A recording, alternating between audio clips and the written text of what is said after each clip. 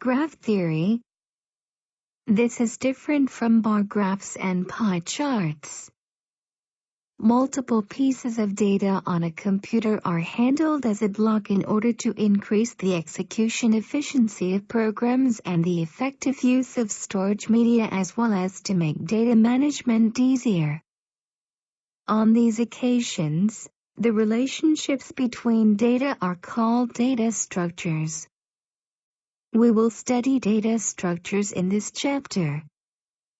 However, here we will take a quick look at the graph theory, that is the basic theory for schematically thinking about the relationships between data. Here, a graph is a set of points in space which are interconnected by a set of lines. Points are often called nodes, and lines that connect nodes based on certain rules are called branches. A graph is called an undirected graph when its branches connecting the nodes go in two directions. No one-way trails. A directed graph is a graph in which at least one edge has a direction associated with it. The nodes of this graph are data. The branches are the relationships between data, corresponding to pointers in data structure. With these, a diagram of the data structure can be represented as a graph.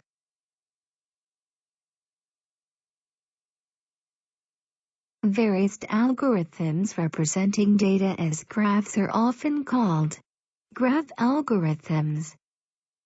In order to represent data as graphs, various methods, such as the method using an array and the method using a list that connects nodes and branches with pointers, are used, and by taking an advantage of these data structures, various algorithms, such as data search, were developed.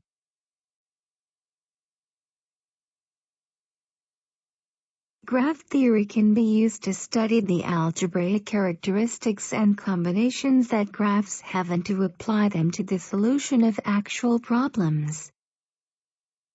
Euler's research with regard to the Königsberg bridge problem was the beginning. It is also used for a variety of applications, such as piles of researches and systematic approaches to mathematical problems like an Eulerian path or cycle, applications of networks like the shortest path problems, scheduling of OSs, representation of flowcharts, work scheduling charts, and information retrievals. The Königsberg bridge problem. This is a triple-possibility problem that the mathematician Euler took up in his research paper in 1736. In the city of Königsberg in the Prussia of that time, there were 7 bridges over rivers. The problem was on how to walk across each of them only one time and return to the starting point. Euler made all of these correspond to the graph in illustration 2. He made all of these into a problem, Eulerian path problem, in which all of the branches would have to be traced only once without lifting a pencil, and showed that in this case it was impossible.